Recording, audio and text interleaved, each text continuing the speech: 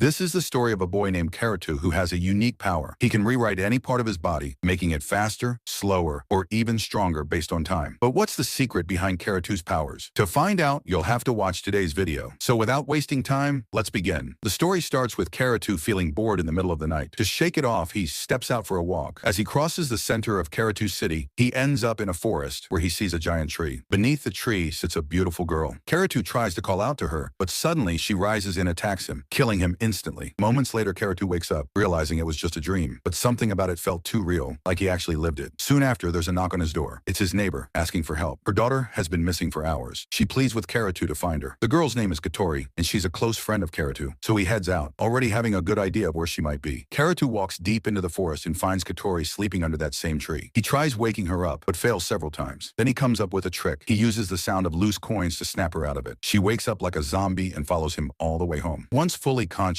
Kotarou is shocked to realize Kotarou carried her back from the forest. She thanks him. Later, Kotarou heads to bed. But just moments later, his window creaks open, and something unknown slips into his room and bites his hand. Kotarou wakes up in pain and finds a wound. Something had bitten him. The next morning, Kotarou shows up at school with the same bite mark on his hand. In his class, there's a boy named Yoshino, someone who doesn't get along with Kotarou at all. Yoshino is a quiet, serious student, while Kotarou is the playful one who jokes with everyone. Because of this, Kotarou often annoys Yoshino, though deep down, he believes that if they were friends, they'd actually have a lot of fun together. Just when the two are about to get into a fight, some girls from the class step in to stop them. We'll learn more about them later in the story. After school, Kotarou returns home and tries to sleep again. But this time, he sees that same mysterious girl biting his hand in his own bed. The sight shocks him so much that he faints. Kotarou assumes it was just his imagination and heads out to school again. But on the way, he meets a new girl hanging from a tree branch. He helps her down and learns she's a transfer student. She was carrying her stuff when she lost her balance and ended up stuck in the tree. Kotarou offers to help carry her things, but they're unbelievably heavy, way beyond his strength. When he refuses to hand them back, she gets annoyed. He didn't want to give up easily because he felt it would hurt his pride. The new girl easily lifts the heavy luggage herself and walks away, but not before getting mad at Kotarou, because just as she turns, Kotarou accidentally glances at her inappropriately. In the next scene, the girl gives her introduction in class. Her name is Otori Chihia. As she walks into the classroom, all the boys get excited. She's asked to sit next to Kotarou. She agrees, but clearly still hates him. A little later, while Kotarou is heading to the restroom, he spots a girl trying to stop him using a strange instrument. Kotarou fixes it and hands it back to her. But instead of thanking him, she plays it in reverse and freezes him in place. Kotarou doesn't understand why. He just helped her. Turns out the girl is none other than the school's discipline in charge, Shizura. When she realizes her mistake, she asks Kotarou to have lunch with her. Kotarou declines the offer. Then we meet another new girl, Inoue, a student journalist. Inoue gives Kotarou a weird piece of paper with a list of student names on it, and his name is on the list too. That's when Kotarou realizes Inoue might be big trouble. That night, he's again disturbed by the mysterious thing haunting him. The next day, he still looks down. Kotarou notices and feels bad, so she suggests maybe a witch is behind all this. There's a third-year student everyone calls a witch. Kotarou and Kotarou decide to go meet her. Before that, Kotarou asks Yoshino to join them, but Yoshino refuses. Eventually, Kotarou finds out the witch's name, Senria. He and Kotarou try to track her down, but don't find much info. Finally, another student hands Kotarou a book about an occult group. Using the book, Kotarou and Kotarou reach a place where Senria supposedly runs her occult club. But as soon as they enter the room, creepy sounds start playing, pre-recorded to scare people. Kotarou finds nothing useful and heads home. That night, his room's windows and doors shut by themselves. Scared, he tries to break out using a bat, but all he gets is disappointment. Suddenly, the same girl from his dreams crawls out from under the bed and slowly moves toward Kotarou. His fear increases, but after a few moments, everything suddenly returns to normal. The next day, Kotarou returns to that same room and finds a sheet of paper with a list of strange questions. The last one reads, "Do you want to rewrite your body?" There are two options, yes or no. Kotarou takes the paper and leaves. Just then, Kotarou asks him to help show Otori around the city. After a bit of hesitation, Otori agrees. She and Kotarou explore the city together, and by the end of the day, a small bond begins to form between them. Later that night, after Otori leaves, Kotarou receives a message telling him to meet someone at school after dark. Kotarou follows the instructions and sneaks into the school at night. He checks every classroom, one by one. Tired, he steps outside for a cold drink. That's when he spots the same girl from his dream again, and he panics. He runs toward the stairs, thinking he's safe, and opens his drink. But before he can take a sip, the dream girl appears again and snatches it from him. She tries it, and from her expression, it's clear she really liked it. Kotarou then ends up in a dark room. It's pitch black. Suddenly, a small creature attacks him from above. The creature tries to drink his blood, and Kotarou freaks out. But just then, a second small creature appears, this one calm and gentle. Kotarou starts talking to both of them, and slowly becomes more comfortable. In awe, the first creature agrees to show him the way forward, but in exchange, it drinks a bit of his blood. Kotarou is then led into a forest filled with white fog. Suddenly, he hears an animal's roar nearby, and he's completely shaken. A few moments later, a giant monster appears in front of Kotarou. He tries everything to save himself. Just then, the same girl from his dream shows up in front of the monster. The monster makes a huge mistake. It knocks the drink out of the girl's hand. That angers her. In a flash, she completely destroys the monster. Suddenly, Kotarou is transported back to his world. No. Back home, he reads a letter from Senria. She asks him to meet her in her office. Kotarou wastes no time and goes to meet her. When Senria reveals her beautiful face, Kotarou is stunned.